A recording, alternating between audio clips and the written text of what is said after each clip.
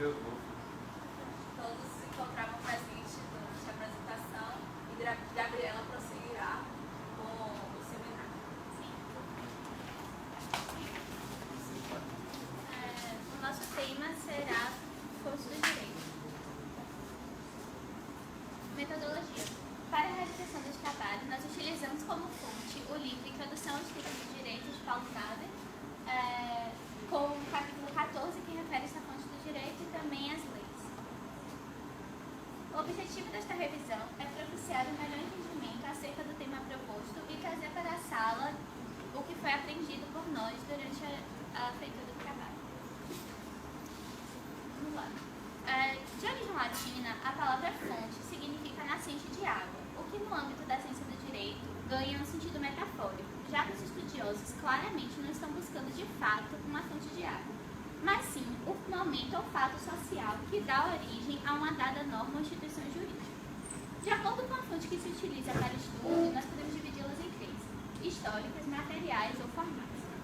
As fontes históricas, que podem vir de um passado mais recente ou também de um bem antigo, buscam compreender os aspectos condicionais, locais e temporais que levaram à criação de um certo órgão ou preceito jurídico.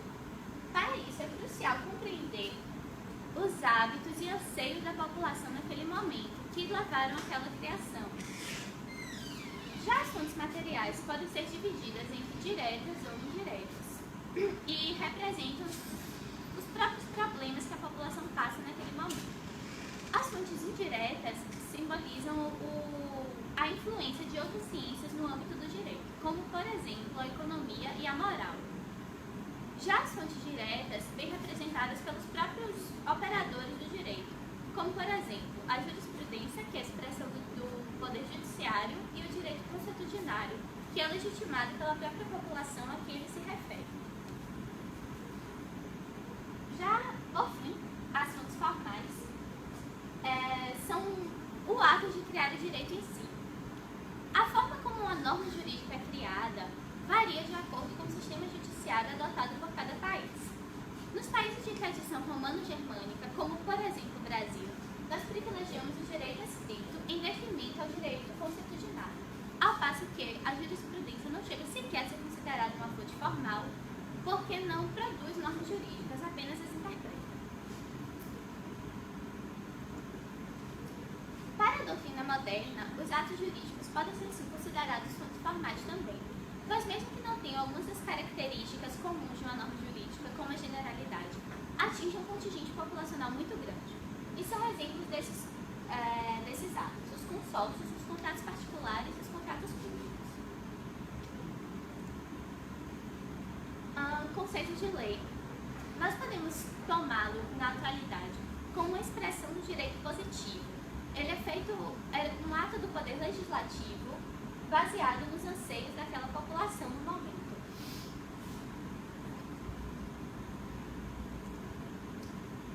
A lei em sentido amplo pode assumir três formas: lei propriamente dita, medida provisória ou decreto. A medida provisória ela é de competência exclusiva do Presidente da República, que pode promulgá-la em caráter urgente ou relevante. Quando este a promulga, o Senado tem até 60 dias para transformá-la em lei. Caso contrário, ela perde seu caráter obrigatório. O decreto ele pode ser feito por também outros membros do Poder Executivo, como governadores e prefeitos, e não precisa de aval do Legislativo. Pode vir como forma de organização ou também para determinar a forma prática de aplicação da lei. Porém, não pode determinar direitos e deveres do cidadão, porque aquilo é um trabalho do Poder Legislativo. A lei em sentido estrito. Os caracteres substanciais da lei são...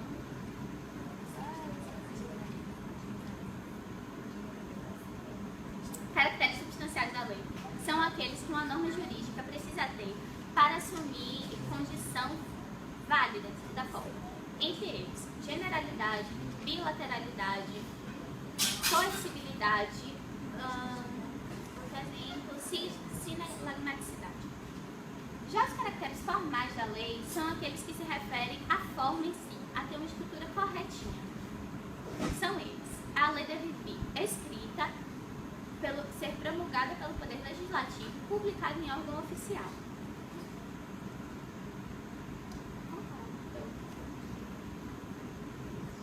Fazendo um adendo, é importante frisar que, apesar de todas as leis terem caráter formal, nem todas possuem sentido formal material, que seria o que lhe dá legitimidade e substância jurídica.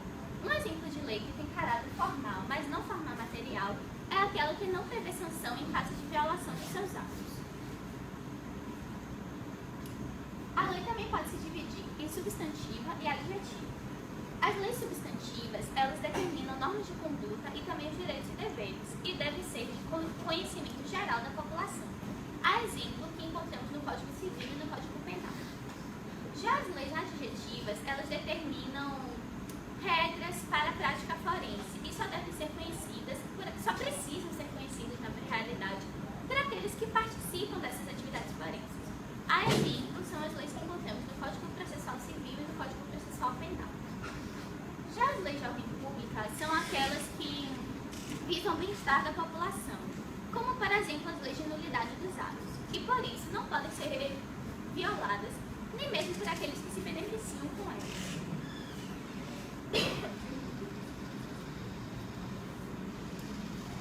Formação da lei. Primeiramente, o projeto de lei pode ser apresentado, como já dito, pelo Poder Legislativo, pelo Poder Executivo, mas também pela própria população, numa forma, por exemplo, de constituinte. Após, ele precisa ser examinado pelas comissões parlamentares do seu objeto de estudo, como, por exemplo, a Comissão de Cidadania e Justiça. Depois, no regime bicameral, como é o sistema brasileiro, é crucial que ele seja avaliado pelas duas casas do Congresso, sendo iniciado em uma e revisado em outra. Mas faça um adendo. Os projetos que são enviados pelo Presidente da República, Supremo Tribunal Federal e demais tribunais federais precisam obrigatoriamente ser avaliados primeiro pela Câmara e revisados pelo Senado. Quando o projeto recebe aval nas duas casas, ele passa ao Poder Executivo, do Executivo competente daquela lei, quando tem prazo de até 15 dias para promulgá-lo ou vetá-lo. Em caso de veto, a lei retorna ao Senado, ao Congresso, que poderá derrubar o veto do presidente se possuir em escrutínio secreto maioria absoluta de deputados e senadores. Caso o veto seja derrubado, a lei retorna ao presidente, que tem 48 horas para promulgá-la. Se não quiser, ela retorna ao Senado, que tem igual prazo para promulgá-la em órgão oficial, a partir do momento em que a lei pode ser considerada válida e vigente.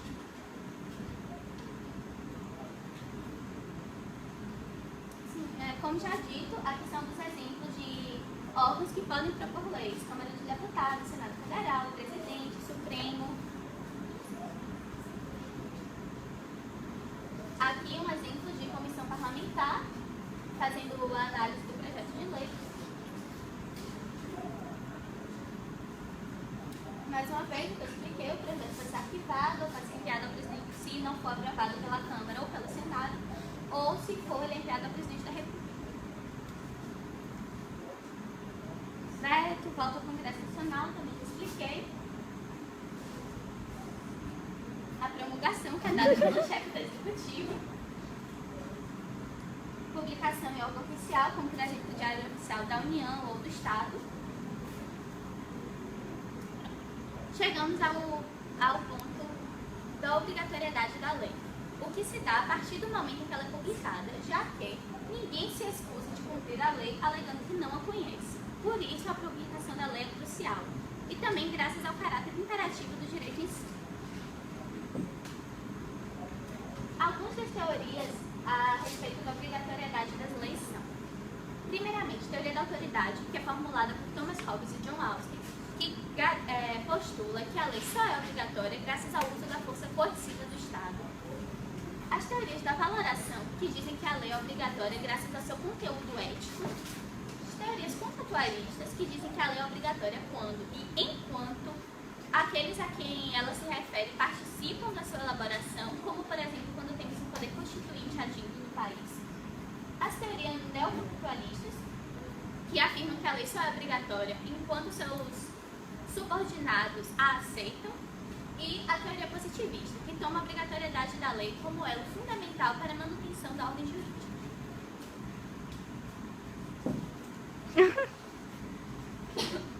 Quanto à aplicação da lei, é claro que isso tem variação de acordo com o caso e de acordo com a instância em que ocorre o projeto. Mas, de maneira geral, podemos defini-lo da seguinte forma.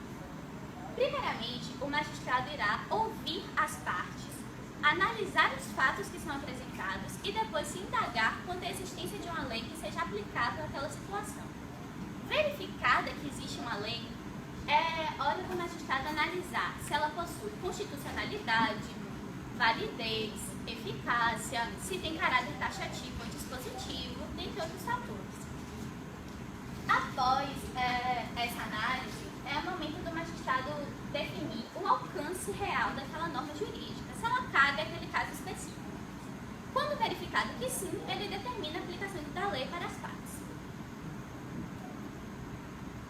Referência, como já dito, é o livro Introdução ao Estudo do Direito de Paulo Nader. Por fim, muito obrigada pela atenção. Bom dia.